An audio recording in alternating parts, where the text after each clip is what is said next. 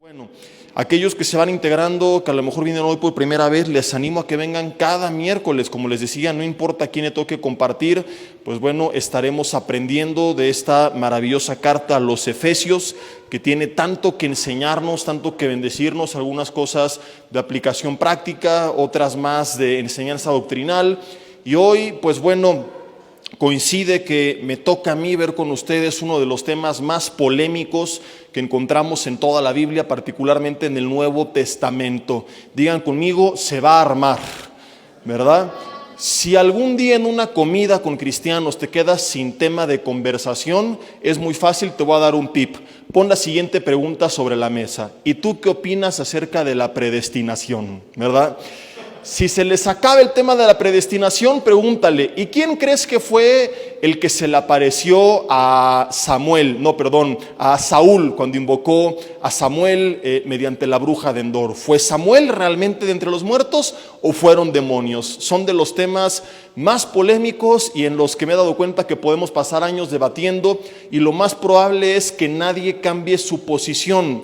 Yo recuerdo que una vez me tocó dar esta clase en el ITI, curiosamente me tocaron a mí las primeras 2 horas dar una posición, las siguientes 2 horas al otro pastor que pensaba distinto a mí, dio justamente lo contrario, y pasaron 2 cosas curiosas. Uno, que yo les pregunté a los hermanos, ¿quiénes creen esto? Y como el 70-80% pues tenía la posición que tiene un servidor, ¿verdad?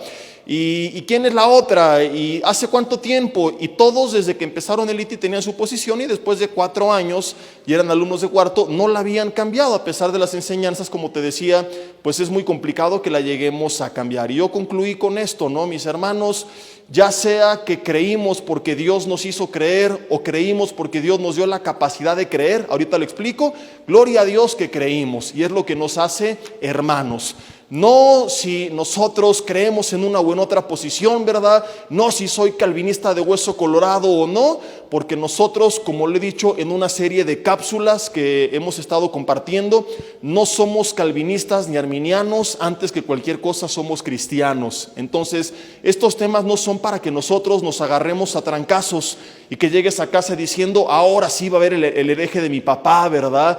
El hereje de mi hermano, no se la va a acabar. Es bien triste, pero hay iglesias, y quiero comenzar con esto antes que nada, que literalmente se han dividido. Iglesias de miles de personas que se partieron porque sus líderes fueron tan inmaduros que no supieron cómo tratar con esto.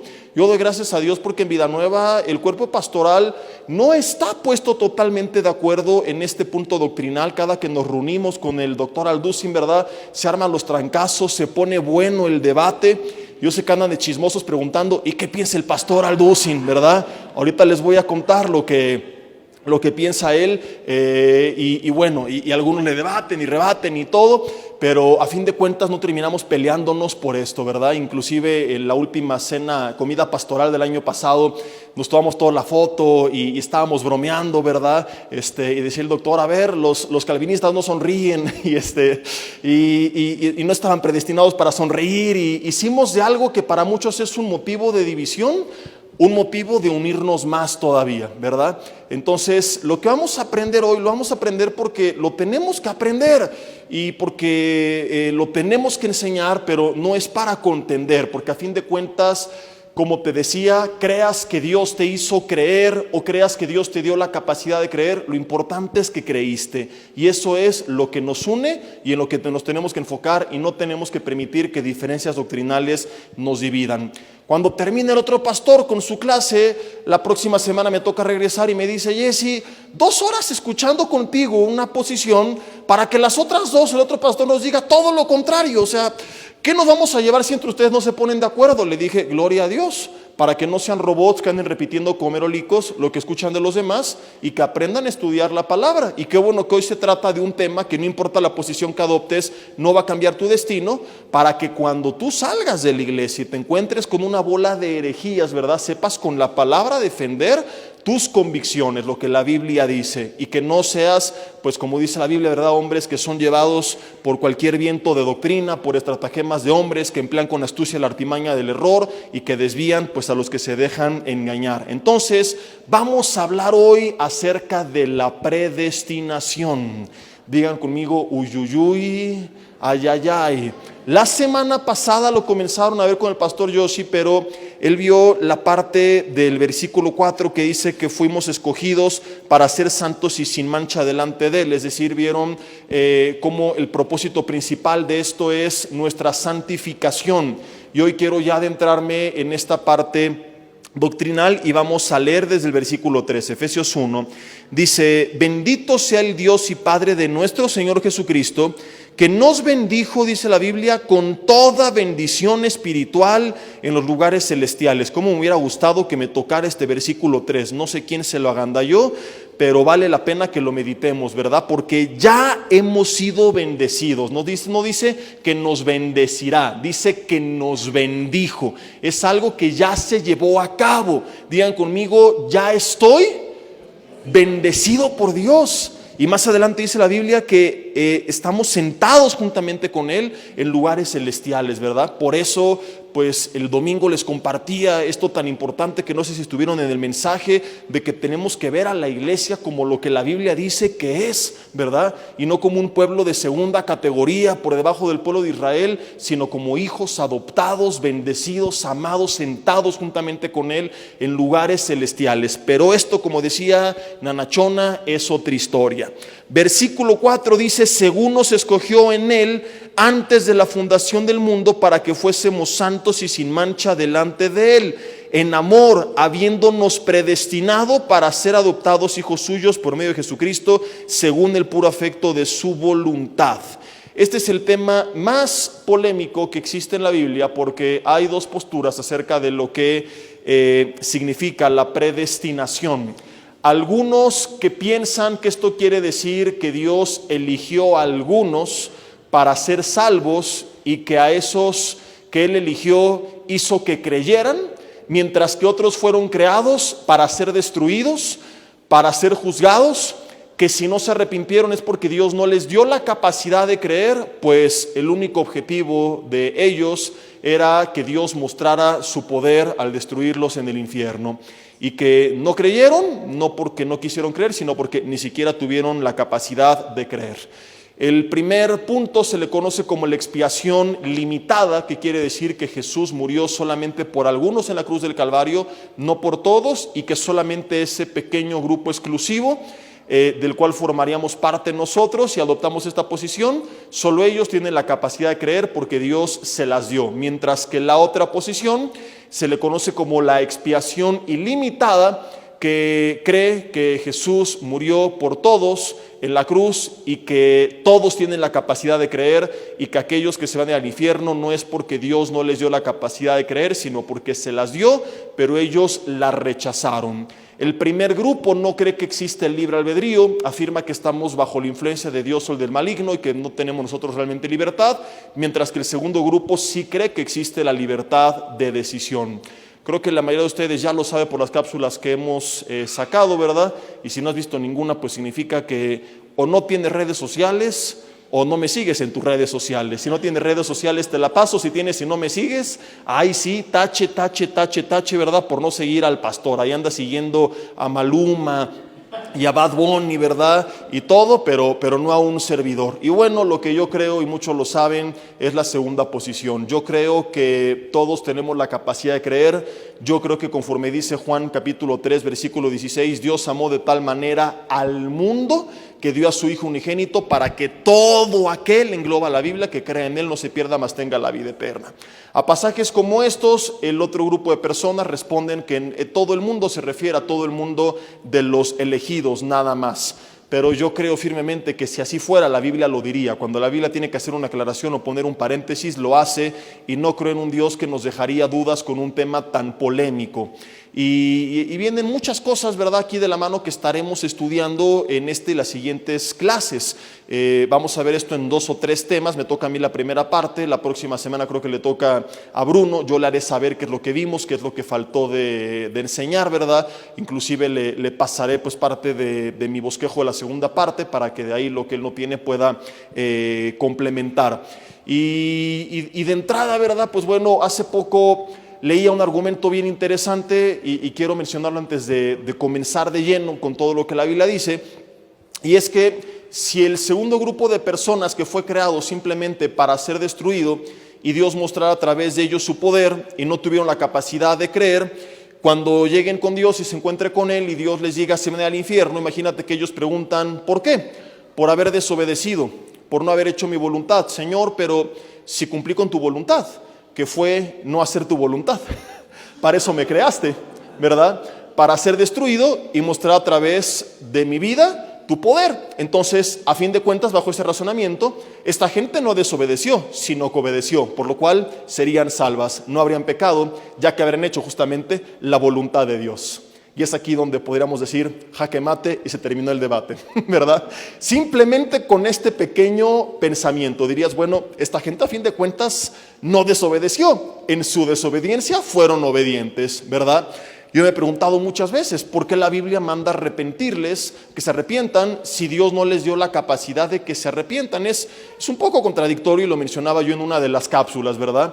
Y me adelanto con esto porque no sé si me va a tocar el día de hoy, me dará el tiempo de llegar a ese punto, pero es uno de los argumentos que veíamos en esta serie de cápsulas que te recomiendo mucho, y es como que yo tengo un hijo y cuando nace le corto los pies, al cumplir 3 años le exijo que ande en bici y no puede. Al cumplir 4 le exijo que patine y no puede. Al cumplir 5 le exijo que juegue fútbol y no puede.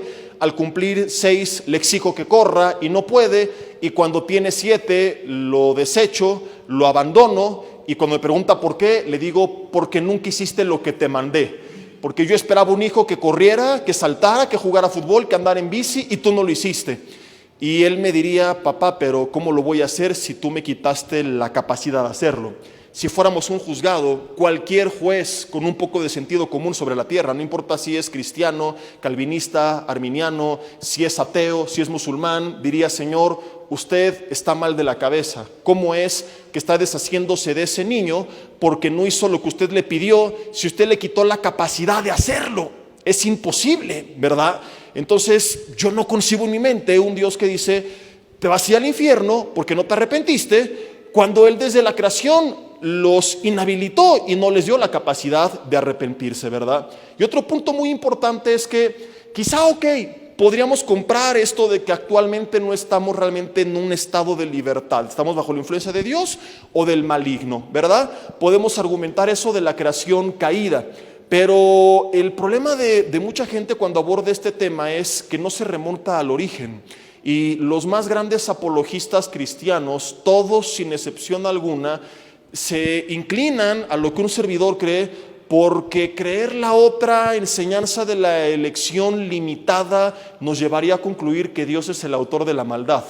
La única explicación a por qué existe la maldad en el universo es aceptar que parte de la perfección es la libertad desde el principio.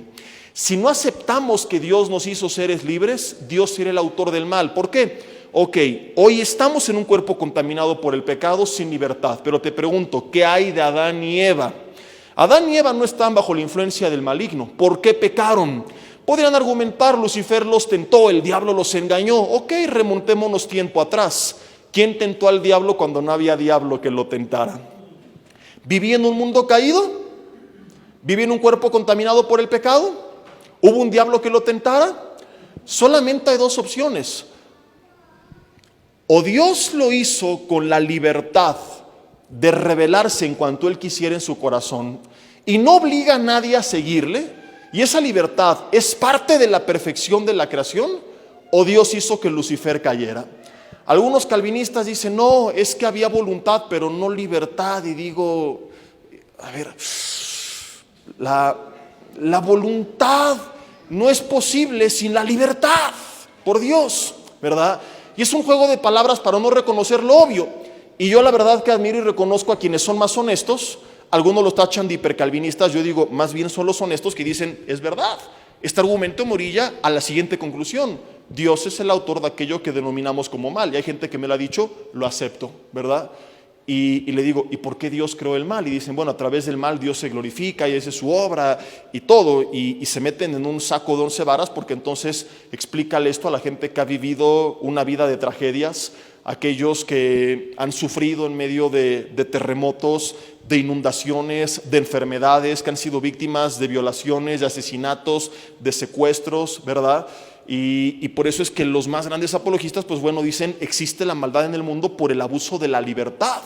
Y desafortunadamente tenemos que pasar por este mundo donde abusamos de la libertad y vemos todo esto, pero es parte de la perfección para llegar al estado eterno en el que se va a conservar la bondad sin eliminar la libertad.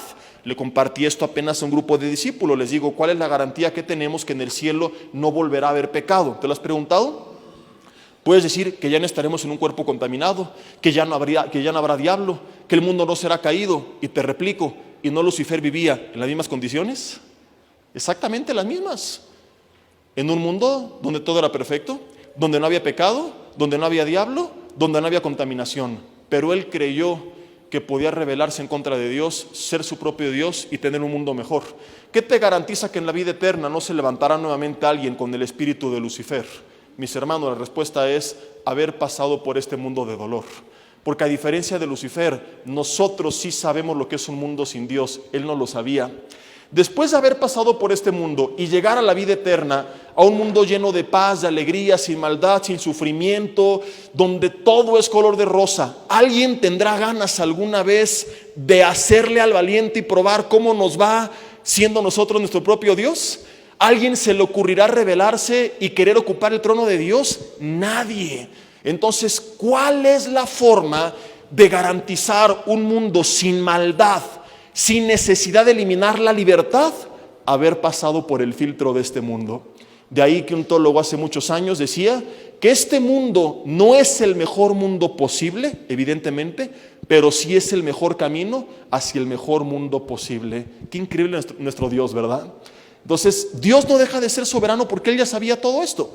Quienes creen en la expiación limitada dicen, es que si aceptamos la libertad, Dios deja de ser soberano. Yo digo al contrario, porque a pesar de que nos da la libertad, de todas formas cumple con su propósito. O sea, no es de que Dios dice, híjole, ahora ¿cómo le voy a hacer? Yo pienso que esto eleva su soberanía a otra dimensión, porque no hablamos de un Dios que tuvo que anular la libertad de los hombres para hacer su voluntad, sino de un Dios que hizo su voluntad a pesar de haber concedido libertad, que encaminó las malas acciones de los hombres en contra de su voluntad a favor del cumplimiento de su propósito. Yo creo que este es un jaque mate celestial y lo vemos reflejado en José con sus hermanos. Génesis 50:20. Ustedes pensaron mal en contra de mí, pero Dios lo encaminó hacia bien. Si no existe la libertad, Dios sería entonces aquel que sedujo a Lucifer, quien puso en el corazón de Adán y Eva rebelarse. Y según Santiago 1, que dice que Dios no puede ser tentado ni tienta a nadie, esto no es posible, de modo que solamente nos queda una opción, y es aceptar que desde el principio Dios creó un mundo con libertad. Y la Biblia lo menciona capítulo a capítulo, libro a libro, desde el Antiguo hasta el Nuevo Testamento. Pero por algunos pasajes a veces un poco confusos, dudosos, ¿verdad? La gente quiere formar pues todo un cuerpo de doctrina. Y uno de los puntos es justamente la predestinación. Dicen, oye, la Biblia dice claramente que Dios nos predestinó. Y muchos piensan que esto significa que Dios de antemano, antes de crear el mundo, dijo tú sí, tú no, arbitrariamente, y que aquellos que predestinó para ser salvos hizo que creyeran. Pero esto, queridos amigos, hermanos, no es así, y esto es muy sencillo de resolver, simplemente hay que estudiar un poquito. Y de entrada te pregunto, ¿has averiguado qué significa la palabra predestinación que estamos leyendo? Hoy vamos a ver principalmente dos cosas, su significado y cómo opera.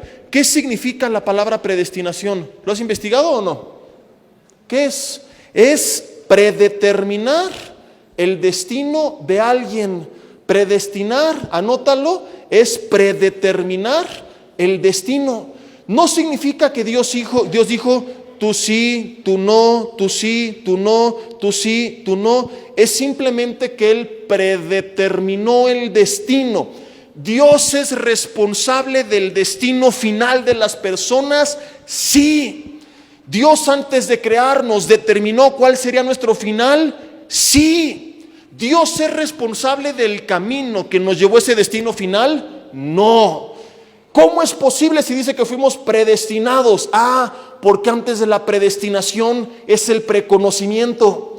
Dios preconoció nuestros caminos y en base a su preconocimiento, en el cual Él sabía lo que íbamos a hacer, determinó nuestro destino final. Él es responsable como juez del destino final, y si fuimos predestinados, antes de crearnos, Él ya sabía cuál sería nuestro destino final, si el cielo o el infierno. Antes de crearnos, Él sabía si seríamos o no sus hijos, si creeríamos o no en Él, pero no porque Él iba a hacer que unos creyeran y otros no, sino porque antes de predestinarnos, nos preconoció. Y el problema es que mucha gente quiere formar doctrina de una palabra tan polémica sin estudiar lo que la Biblia dice en otros pasajes acerca de esta palabra.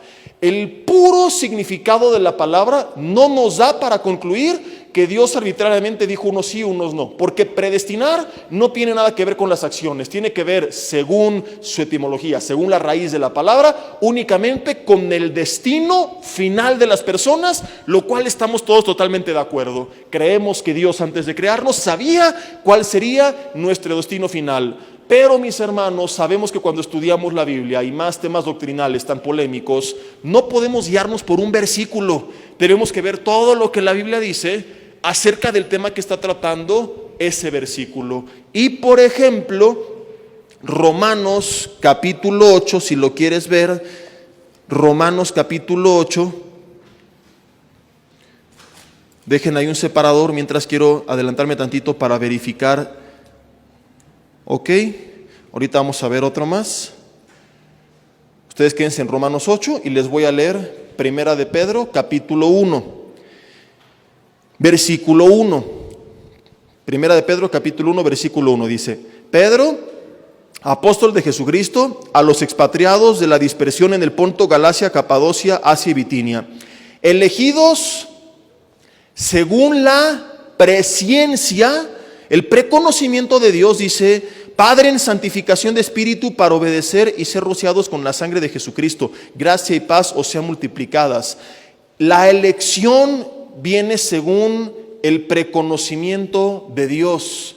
Romanos capítulo 8 le dice de una forma más clara y explícita, por eso les pedí que se fueran allá. Dice Romanos 8 versículo 29, porque a los que antes conoció, también los que predestinó para que fuesen hechos conforme a la imagen de su Hijo, para que Él sea el primogénito entre muchos hermanos. Y a los que predestinó, a estos también llamó, y a los que llamó justificó, y a los que justificó, estos también glorificó. De aquí podríamos aprender muchas cosas hermosas, como que Dios ya conoce nuestra vida antes de habernos creado. Pero enfocándonos en la parte doctrinal, te pregunto, ¿qué es primero, el preconocimiento o la predestinación? En el orden de los factores que nos narra Romanos 8, ¿qué aparece primero? Muchos se quieren brincar la primera parte y empiezan desde el 30, y esto no es correcto. Algunos con honestidad, algunos quizá arbitrariamente, no lo sé, pero no podemos hacerlo. Empiezan, a los que predestinó llamó, a los que llamó justificó, a los que justificó glorificó. Y ya ves, todo empieza con la predestinación. Antes del versículo 30 existe un 29 que dice que antes de ser predestinados fuimos conocidos. A los que antes conoció, a estos también los predestinó. Mis hermanos, lo que sucede es que la omnisciencia de Dios no quiere decir solamente que Él sabe todas las cosas al momento que están sucediendo, sino que Él sabía todas las cosas que iban a suceder antes de que sucedieran. Es un nivel de omnisciencia mayor, y para entender la predestinación tenemos que entender primero el atributo de la omnisciencia de Dios. Yo como lo veía de niño era como que Dios sabe todo lo que estoy haciendo, porque como es omnipresente todo lo ve. David decía, aún no sale palabra de mi boca y tú sabes lo que voy a decir. Apocalipsis nos enseña que Jesús fue inmolado antes de la fundación del mundo. Jesús no es el plan C. No es que Dios dijo, ay, ojalá que no pequen. Ay, pecaron Adán y Eva. Híjole, esa no me la esperaba, me agarraron de bajada. A ver, les voy a dar una ley bien choncha para que la cumplan. Ay, no cumplieron la ley. Ahora, ¿cómo le vamos a hacer? No, pues híjole, uno de los tres va a tener que morir por ellos en la cruz del Calvario. Entonces mucha gente imagina que en el cielo el Padre, el Hijo, el Espíritu Santo se echaron un volado, perdió Jesús y le tocó morir como plan C para rescatarnos. No, el plan A siempre fue Jesús. La ley, Gálatas dice, es nuestro ayo a Cristo. Únicamente fue la forma de mostrarnos que éramos pecadores que necesitaban un Salvador. El fruto fue la forma de decirle al ser humano, son libres. O sea, el día que... Sí, ¿por qué Dios no quitó el triste fruto y nos evitamos todo el problema? ¿Verdad? Del huerto del Edén. Y es un argumento de muchos ateos y es muy válido. Y dicen, ¿y por qué no quitamos el arbolito de la ecuación y tenemos un mundo perfecto? ¿Por qué sería un mundo imperfecto? Porque sería un mundo amoral. Pregunta, ¿no podrías tener a tus hijos libres del alcohol, de las drogas, de la pornografía, de la inmoralidad, libres del adulterio, de la fornicación, de accidentes, encerrados en un cuarto desde su nacimiento? En una casa, si tú quieres, donde no les faltara nada, sin tele, sin redes sociales, sin comunicación. Estarían en una burbuja y no correrían riesgo de equivocarse, de cometer errores, harían todo lo que tú les dijeras, porque no conocerían el mundo exterior, solamente conocerían lo que tú les presentaras. Pero te pregunto, ¿serías un buen padre si lo hicieras? Darles libertad implica correr riesgos, cierto o falso, pero es parte de la manifestación de tu amor, cierto o falso. Una de las más grandes manifestaciones del amor de Dios fue habernos hecho seres libres. Hijitos, los amo y los quiero bendecir, pero no los voy a obligar a que me amen. El día que quieran seguir otro camino, ahí está ese árbol. Te advierto, morirás. Pero si te lo quieres tragar, bueno, eso no les dijo, ¿verdad? Si lo quieres probar, pruébalo. Ahí está. Fue una forma de otorgarle al ser humano la libertad. Y es lo que le dijo al pueblo de Israel, como lo vamos a ver. Aquí está el camino del bien y el camino del mal. Yo te aconsejo que sigas el del bien, pero desde el principio con Adán y Eva, pasando por su pueblo, continuando con su iglesia, Dios nunca obligaba a nadie a seguirle. Le dijo a Israel, Deuteronomio 30:19, escoge pues la vida, pero no los obligó. Volvió con sus discípulos Jesús cuando algunos la abandonaron y les preguntó, ¿ustedes quieren también irse? Y es cuando Pedro dice, Señor, ¿a quién iremos si solo tú tienes palabras de vida? Y nosotros hemos creído y conocido que tú eres Jesús, el Hijo del Dios viviente. Dios nunca obligó a la creación original, ni al pueblo de Israel, ni a su iglesia a seguirle. ¿Te das cuenta? En cada etapa de la humanidad, Dios les concedió la libertad. Siempre, porque es parte de la perfección. Antes de la predestinación vino el preconocimiento. Dios habita fuera de los límites del tiempo, del espacio y de la materia. Él creó el tiempo, espacio y materia para que coexistieran, pero no está determinado por ellos. Por eso que para el Señor un día son como 1000 años y 1000 años son como un día. Cuentan por ahí que un día un señor se encontró con Dios y le dijo, Señor, tú eres el dueño del oro y de la plata. No hay forma de explicar cuán inmensa es tu riqueza. Las calles en el cielo serán de oro, las paredes de piedras preciosas. No lo podemos cuantificar, pero más o menos para que me dé una idea así simbólicamente, lo que para mí viene siendo $1,000,000, como para ti, ¿cuánto sería? No, pues es como un peso. ¡Guau! Oye, Dios, ¿y no me puedes regalar un pesito? Él le dice, Dios, claro que sí, hijo. Aguántame un segundo. Ahorita vengo. Entonces Dios, fuera del tiempo, sabía lo que pasaría en la línea del tiempo. Sin quitarle la libertad, concediéndola, sabe lo que cada quien haría. Y es tan soberano y tan grande y tan poderoso que aún en medio de la libertad que ocupamos para rebelarnos, Él determinó cómo obraría en su creación para de todas formas cumplir con su propósito. Si no, llegaríamos a concluir pues que bueno, Judas fue víctima, que Dios lo mandó a morir y que entonces no fue tan culpable, y algunos calvinistas dicen no, eso ya es un hipercalvinismo, y no, sería reconocer la realidad. Bueno, Dios lo mandó y Judas no podría irse al infierno porque a fin de cuentas cumplió con la voluntad de Dios. Sin embargo, la Biblia claramente menciona pues que en él nunca hubo arrepentimiento, ¿verdad? Y el Señor sabía lo que él haría, y en su preconocimiento utilizó eso que el enemigo quiso encaminar en contra de su propósito a favor de su propósito. Entonces, en su preconocimiento sabía lo que cada quien haría, y en ese preconocimiento determinó nuestro destino. Por eso que la Biblia dice, antes de la fundación del mundo fuimos predestinados. Es cierto, predeterminó nuestro destino. Dios es responsable del destino final, pero no es responsable del camino que nos llevó a ese destino. ¿Sí me explico o no? Es como, por ejemplo, para que quede más claro, estoy tratando de ser lo más práctico y claro posible en un tema que regularmente amerita un buen churro espiritual para poderlo entender, ¿verdad? En el que muchos dicen, yo me acuerdo cuando lo escuchaba decía, y a veces no me lo explicaban muy bien, y a mucha gente le vuela la cabeza, y es casi un tabú. No hables de predestinación. Imagínate que yo cometo un crimen y me graban con cámaras por todos los ángulos, y le llegan los videos al juez, y el juez conoce la ley, y él ya sabe, según lo que yo hice, lo que la ley determina que yo he de pagar. Él sabe los años que me esperan de prisión, si tengo o no derecho a fianza, porque la Constitución establece una serie de lineamientos acerca del crimen que yo acabo de cometer. En eso se basan los abogados para saber por dónde moverse, ¿verdad?, cuando están defendiendo a una persona. Y dictan mi orden de aprehensión y me tienen rodeado, y el juez se entera que estoy a unos cuantos minutos de caer. Solamente es cuestión de tiempo para que me lleven frente a él y me dicte mi sentencia. Digamos que en la mente del juez, él ya determinó mi destino. El juez ya me predestinó. Pregunta, ¿el juez es responsable del destino que me va a otorgar? ¿Del destino? Sí.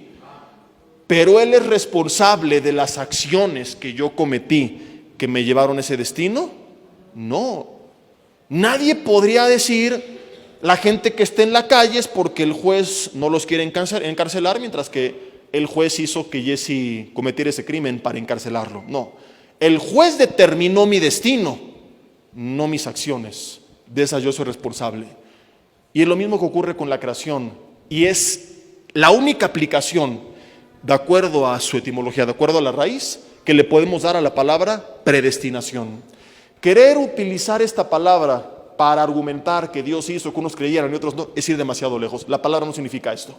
La palabra en su origen únicamente significa esto: predeterminar el destino de alguien. La predestinación no está peleada con la expiación ilimitada, lo que mucha gente cree. Casi siempre cuando empiezo a defender este punto me sacan los versículos, pero aquí dice que fuimos predestinados. Yo también creo en la predestinación, de la forma que lo estamos explicando, reconociendo y estudiando cuál es el origen y el significado de la palabra. No hay ningún problema con la expiación ilimitada, ¿verdad?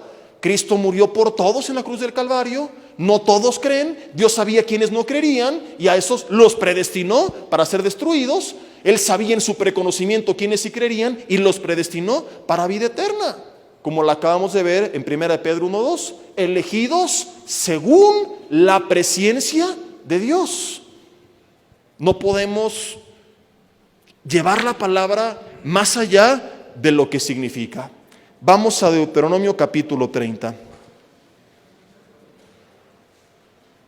a comenzar a ver algunos pasajes bien interesantes desde el Antiguo Testamento.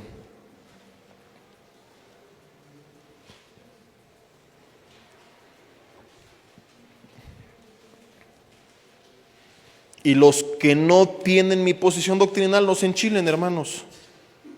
Nada más tome nota de esto para que se pongan a estudiar y que esto nos lleve a aprender más. Espero que las hermanas que se fueron no haya sido porque se enojaron, ¿verdad?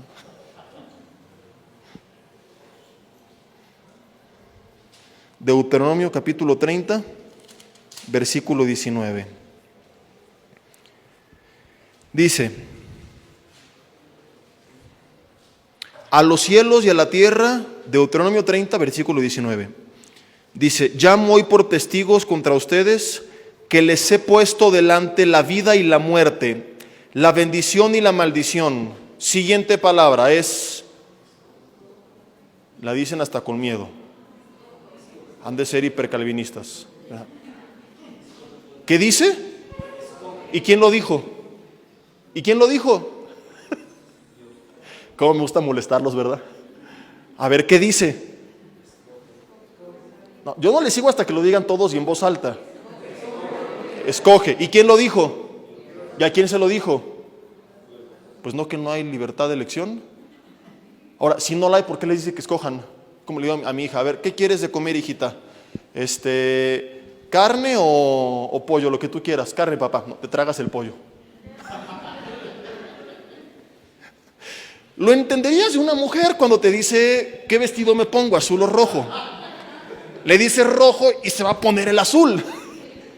Pero ¿por qué el Dios soberano, todopoderoso, sabio, rey de reyes, señor de señores, nos va a decir, ahí están los dos caminos para que escojas? Quiero este. No, el que yo quiera vas a seguir. ¿Para qué me dice que escoge entonces? No tiene coherencia, mis hermanos, seamos honestos. Entonces, desde aquí queda clarísimo que Dios siempre le ha dado a su pueblo libertad. Dice, pongo delante de ti el camino del bien y del mal, la vida y la muerte, la bendición y la maldición. Y Dios le dice, escoge. ¿De quién era decisión? De ellos. Pues la vida para que vivas tú y tu descendencia, amando a Jehová tu Dios, atendiendo a su voz y siguiéndole a Él, porque Él es la vida para ti, prolongación a tus días, ¿Y qué camino escogieron a fin de cuentas? Conoces el libro de los jueces y la historia de Israel, el del mal. ¿Y cuál camino les recomendó Dios que siguieran? El del bien. Entonces, ¿qué opciones tenemos? No había libertad de decisión. Y Dios, en una maña medio rara, les dice, el que más les conviene es el de la vida, escójanlo, sabiendo en el fondo que no lo podían elegir. ¿Y qué le iba a hacer? Que eligieran el del mal, siendo responsable de sus acciones. O aceptar que les dio la libertad, que Él sabía que elegir la vida era el mejor, pero que ellos en esa libertad decidieron seguir el camino que lleva a la muerte y apartarse de Dios. Desde aquí Dios deseaba que su pueblo siguiera el bien. Si no, diría, he puesto delante de ti el camino del bien y del mal, la vida y la muerte, pero vas a caminar por porque así ya yo lo elegí, ya lo decidí. Pero no es lo que la Biblia dice. En Ezequiel 33, versículo 11, anótalo. En Ezequiel 33, versículos 14, 15 y 19, la Biblia dice textualmente, Dios llamando al pueblo a que se arrepienta y les dice, porque no quiero la muerte del impío. Dice, ¿por qué moriréis, casa de Israel? Podían arrepentirse y Dios no quería que murieran. Ahora, si nosotros creemos porque Dios hace que creamos, ¿por qué no hacer que ellos creyeran, que se arrepintieran y se cumple con su deseo? ¿Me explico o no? ¿Por qué si dice la Biblia que Dios no quiere la muerte del impío y Él podía hacer que se arrepintieran para que no murieran? No lo hizo. ¿Por qué Dios fue en contra de su propia voluntad? Esto es evidencia de que no predestinó a ninguno para perderse, porque esto va en contra de sus deseos, mis hermanos. Sus deseos es que la gente se arrepienta, que se vuelvan a Él, que le entreguen sus vidas. Por eso claramente aquí pregunta, ¿por qué moriréis, casa de Israel? Porque estaba latente la posibilidad de vivir o de morir. Y no dependía de que si Él hacía que creyeran o no, sino de cómo iban a ocupar ellos esa libertad. Ahora, ¿qué es lo que la gente que cree en expiación limitada enseña? Dicen, es que si el ser humano tuviera la oportunidad y la libertad de rechazar a Dios, Dios no sería soberano, porque no está en el control de todo, lo cual ya respondimos hace rato. Ellos también dicen, Dios estaría fracasando, porque hablaríamos de un Dios que quiso salvar a todos y que no lo logró. Entonces ellos dicen, Dios salvó a los que quiso. Y en este afán por querer defender la soberanía de Dios, lo cual comparto y estoy de acuerdo con que Dios es soberano, la llevan fuera de los límites de lo correcto, brincándose porciones de la Escritura como estas. Dios no fracasa por no haber salvado a todos, porque Él sabía que no todos serían salvos antes de haberlos creado. Dios fracasaría si Él pensara que todos se iban a salvar y de repente se viera sorprendido con el rechazo de la humanidad. Pero antes de crearnos, Él sabía quién lo iba a rechazar y quién no. Y Él pudo haber dicho, ok, solo creo a los que van a creer, ¿verdad? Y entonces tendríamos un Dios que salvó a todos los que creó. Pero Dios decidió de todas formas seguir con su propósito y los creó a todos. Y esto no habla de un Dios fracasado, sino de un Dios que a pesar de la libertad siguió haciendo lo que Él quiso y cumplió con su propósito. Y Él no pierde la gente que rechazó su bendición. Si yo le doy a alguien un regalo y lo rechaza, ¿me puedo sentir como un fracasado? No. Si yo voy a un orfanato y les digo a 100 niños, hey, los puedo adoptar a todos, ¿quién quiere venir? Y solo 20 deciden, ¿me puedo sentir como un fracasado? No, dentro de mí diría, los demás de lo que se perdieron. Apelan a un argumento más en base a cómo se escucha, porque no se oye bien decir hay gente que rechazó a Dios. Ellos dicen, nadie puede resistir a Dios, el llamado es irresistible. Y aunque suena como lo más correcto, no es lo que la Biblia dice. La Biblia sí dice que hubo gente que rechazó a Dios. Tienes el discurso de Esteban diciéndole a los fariseos cómo una y otra vez el pueblo de Israel lo rechazó. Y persiguieron a los profetas y le dice a los fariseos, y ustedes hacen lo mismo. Jesús, Jerusalén, Jerusalén, ¿cuántas veces quise juntarte como la gallina a los polluelos? ¿Y qué dijo? No Jesse ni Arminio, Jesús. Y no quisiste. Jesús enseñando que no uno o dos, sino muchas veces, en su deseo llamó a Jerusalén a venir y ellos le rechazaron. Si no pudiéramos rechazar, ¿por qué entonces muchos son llamados y pocos los elegidos? ¿Qué convierte al llamado en elegido si no es el arrepentimiento y la obediencia?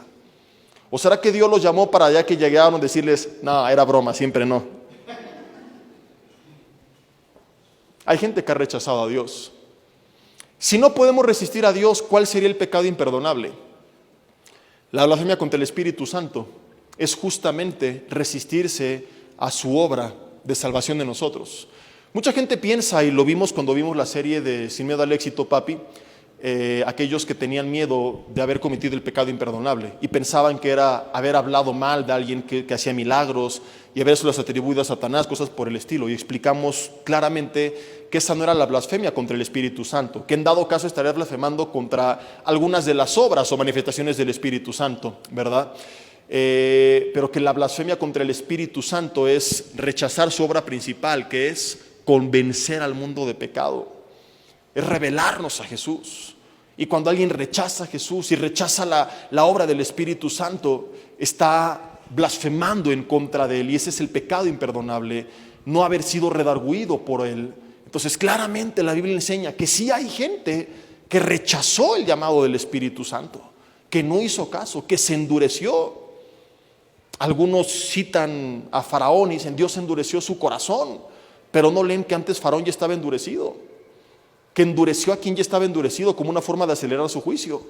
Como dice primera o segunda de Tesalonicenses, no lo recuerdo, lo acabo de predicar en Romanos 9, ahí búscalo, que cuando venga el anticristo dice que Dios les va a enviar un poder engañoso, pero no aquellos que decidió engañar, sino aquellos que rechazaron la verdad y que eligieron la mentira. Claramente esto es lo que la Biblia enseña. Y lo estarán viendo en las próximas semanas, porque te digo, al que le toque le voy a pasar toda una lista aquí de pasajes que tenemos que estudiar, donde la Biblia claramente dice que son condenados aquellos que se resistieron, que no se arrepintieron. Romanos dice, pero por tu dureza y por tu duro corazón no arrepentido, atesoras ira para el día de la ira. Y vuelvo a la pregunta del principio, ¿y por qué Dios me reclama por mi dureza si Él me creó y me endureció? ¿Cómo me va a reclamar por algo que Él hizo? En última instancia podría contratar un abogado que le dijera, Señor, este brother al endurecerse cumplió tu voluntad de ser endurecido, al rechazarte cumplió tu voluntad de rechazarte para que mostraras a través de su poder, así que haciendo el mal te honró para que fueras glorificado, de modo que no hubo desobediencia, merece la vida eterna, porque hizo todo lo que le mandaste a hacer. Pero no es lo que la Biblia enseña. y llegaremos ya a este nivel de absurdos, ¿verdad? Vamos a Juan capítulo 1, versículo 9. Juan capítulo 1, versículo 9. Fíjate, aquella luz verdadera que alumbra a todo hombre venía a este mundo. En el mundo estaba y el mundo por él fue hecho, pero el mundo no le conoció. A lo suyo vino y los suyos no le recibieron. Mas a todos, ¿a quiénes? A todos los que le recibieron, no dice a los que hizo que le recibieran, los que creen en su nombre, les dio la potestad de ser hechos hijos de Dios. ¿No crees que si en verdad fuera cierto eso de que únicamente creen aquellos que él hizo que creyeran, la Biblia lo diría claramente en cada pasaje, y aquí por ejemplo diría, mas a todos los que él hizo que le recibieran, a los que les hizo creer en su nombre? ¿Y por qué no es así? Y siempre aparece la fe como en Jesús como algo que tú puedes adoptar o como algo que tú puedes rechazar. Es cierto, es un don del Espíritu que Él siembra cuando tú escuchas la palabra, ¿verdad? Pero hubo gente que escuchó la palabra y creyó, y hubo gente que escuchó la palabra y la rechazó. Pablo dice en Romanos capítulo 1 que habiendo conocido a Dios, no le reconocieron como a Dios ni le dieron gracias, sino que se envanecieron en sus razonamientos y su necio corazón fue entenebrecido. No dice que Dios lo entenebreció, vamos a verlo de paso, y aquí está, aquí a la vuelta, ¿verdad? Ahorita regresamos a ver el versículo 12, pero creo que vale mucho la pena que recordemos este pasaje.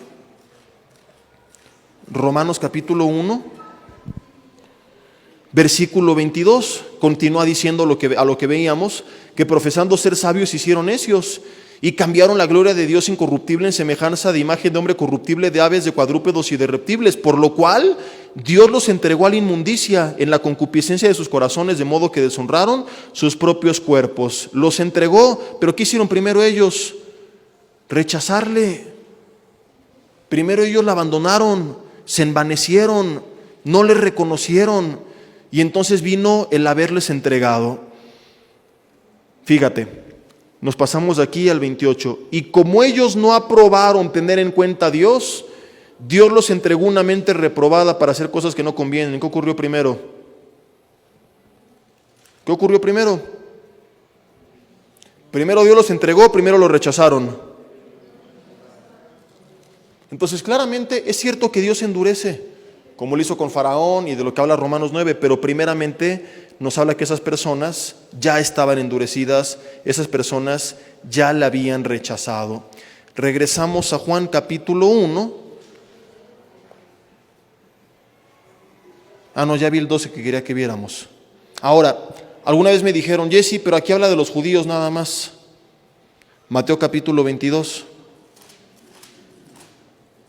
Versículo 1, porque algunos dicen, eso se refiere a su pueblo, que de todas formas hablaría de un grupo de personas que le rechazaron, no veo la diferencia. Pero bueno, Mateo 22, versículo 1, respondiendo Jesús les volvió a hablar en parábolas diciendo, el reino de los cielos es semejante a un rey que hizo fiesta de bodas a su hijo y envió a sus siervos llamar a los convidados a las bodas, mas estos no quisieron venir. ¿Mas estos no qué? ¿Y esto es semejante a qué está hablando Jesús? Al reino de los cielos. O sea que en el reino de los cielos, di conmigo, ¿hay gente que fue llamada? Otra vez no quieren hablar. Han de ser todos hipercalvinistas y por eso no quieren, ¿verdad? Mis hermanos, yo estoy nada más ayudándoles a decir lo que la Biblia dice de una forma clara. Yo no estoy diciéndoles que digan algo que la Biblia no dice. Voy a volver a leer. Respondiendo Jesús les volvió a hablar en parábolas diciendo, el reino de los cielos es semejante a un rey que hizo fiesta de bodas a su hijo. ¿De qué está hablando Jesús? Del reino de los cielos. Y envió a sus siervos a llamar a los convidados a las bodas, mas estos no quisieron venir. Di conmigo, en el reino de los cielos hubo gente llamada que no quiso venir. ¿Dice que no quisieron o que Dios no quiso que vinieran? ¿Cómo explicas esto a la luz de la expiación limitada? Versículo 4. Volvió a enviar a otros siervos diciendo, decid a los convidados he aquí he preparado mi comida, mis toros y animales engordados han sido muertos, y todo está dispuesto, venid a las bodas. Mas ellos, sin hacer caso, se fueron. ¿Ellos qué hicieron? En el reino de los cielos hubo gente que no quiso y hubo gente que se fue. Dice, unos a su labranza y otros a sus negocios, y otros tomando a los siervos los afrentaron y los mataron. Al oírlo el rey se enojó. Ahora, si fuera cierto que la gente que no vino porque Dios no quiso que viniera, ¿entenderías por qué Dios se enojó porque no vinieron? No tendría sentido. ¿Por qué se va a enojar si no solamente sabía que no iban a venir, sino que además Él nunca quiso que vinieran? Cuando tú te casaste, ¿no hubo gente que invitaste por compromiso y que a la mera no fue y te avisó con tiempo y no pagaste su boleto y dijiste, yes? ¿Verdad? ¿O soy el único desgraciado que pensó así? Sería absurdo que yo me enojara porque no vinieron si yo no quería que vinieran. ¿De qué me voy a enojar? Entonces, si esta gente fue creada para perderse, porque es una parábola que está explicando cómo opera el llamado en el reino de los cielos, es indispensable leerla y entenderla para poder explicar la expiación limitada o la ilimitada. Entonces, Dios manda llamar a algunos, pero Él no quería que vinieran, y Él a través del Espíritu hizo que no vinieran y que le rechazaran. Y cuando se entera que no vinieron porque Él no quiso y así mandó, se enojó. No tiene ningún sentido. Claramente ellos habían sido llamados, ellos son los que no quisieron, ellos son los que le rechazaron, y ahora sí tiene sentido porque esto causó una ira santa en Dios. Al oírlo el rey se enojó y enviando sus ejércitos destruyó a aquellos homicidas y quemó su ciudad. Entonces dijo a sus siervos, las bodas a la verdad están preparadas, mas los que fueron convidados no eran dignos, porque el rey no los hizo dignos o porque ellos no quisieron venir. Id pues a las salidas de los caminos y llamad a las bodas a los que yo les diga nada más. Si los invitados a las bodas fueran un grupo de elegidos selectos, diría, inviten a los otros que elegí. Pero dice la Biblia, inviten a cuantos halléis. Y saliendo los siervos por los caminos, juntaron a todos los que hallaron, juntamente buenos y malos, y las bodas fueron llenas de convidados. Y entró el rey para ver a los convidados, y vio ahí un hombre que no estaba vestido de boda, y le dijo, amigo, ¿cómo entraste aquí sin estar vestido de boda? Mas él enmudeció. Entonces el rey dijo a los que le servían, aten los pies y las manos, y echen en las tinieblas de afuera, ahí será el lloro, el crujir de dientes, y aquí es donde nace, porque muchos son llamados y pocos los escogidos. Y claramente la parábola explica quiénes fueron los elegidos. La respuesta es los que obedecieron al llamado. Ahí está, pero no lo queremos ver. Entonces me citan, Jesse, habla de la predestinación. Ya expliqué lo que significa. Aquí dice que unos fueron escogidos, y leen la Biblia quiénes son los escogidos. Aquellos que respondieron al llamado y no fueron elegidos, no aquellos que Él no quiso que fueran elegidos. Claramente la historia que Jesús está enseñando, no soy yo, mis hermanos, es Jesús, nos deja claro que los que no fueron elegidos no son los que Él rechazó, sino los que rechazaron el llamado. O sea, tan solo con esto que hemos visto creo que ya es clarísimo, pero seguiremos viendo más en las próximas semanas. Termino únicamente aclarando este argumento, porque probablemente lo has llegado a escuchar. Jesse, si la gente creyera, tendría mérito en su salvación, sería por obras, no por fe. No. Si alguien paga por mi condena, supongamos que en el sistema judicial mexicano hay la oportunidad que un sustituto pague la pena en mi lugar, y yo lo acepto, ¿tengo algún mérito? Lo único que hice fue creer en lo que me están ofreciendo y aceptarlo. Reconocer que algunos tienen la capacidad de creer no les da ningún mérito. El mérito sigue siendo de Dios. Si te pones así de estricto, te lo voy a poner así, al punto que dices, creer es un mérito, yo te diría, ok, entonces que nadie predique la palabra. Porque supongamos, Me dicen, si yo, Jesse, puedo creer, tuve un mérito, así que yo no puedo tener capacidad de creer si Dios no me la da. Entonces el que le predicó a Jesse tiene el mérito, porque Dios hizo que yo creyera, y no hay mérito en mí, pero sí en el que me predicó, por haberme predicado. Entonces diríamos que él tiene un mérito juntamente con Dios. Dios por haber hecho que creyera, pero él por haberme predicado. Y llegaremos al absurdo de decir que nadie predique para que nadie le robe la gloria a Dios. ¿Me explicó o no? Porque si tú crees que el hecho de aceptar que tenemos la capacidad de creer o no creer es un mérito, y a ese extremo llevamos este punto, entonces tenemos que reconocer que el que le predicó a los que creyeron también tuvo un mérito. Y diríamos, para que nadie tenga ningún mérito en la salvación del hombre, que nadie predique y que el Espíritu Santo solito los redarguya y les convenza de pecado. Y que como se le apareció a Pablo y se le apareció a Abraham y los llamó, que así llame a los que quiera llamar. Pero ¿por qué nos ha mandado Jesús predicarle a todos los hombres? Porque no hay mérito ni en predicar ni en creer. El mérito está en la cruz del Calvario y solo se lo lleva Jesús. Entonces, mis hermanos, yo adopté esta posición, con esto concluyo, porque estudié exhaustivamente las dos partes y me di cuenta que las dos tienen argumentos sólidos.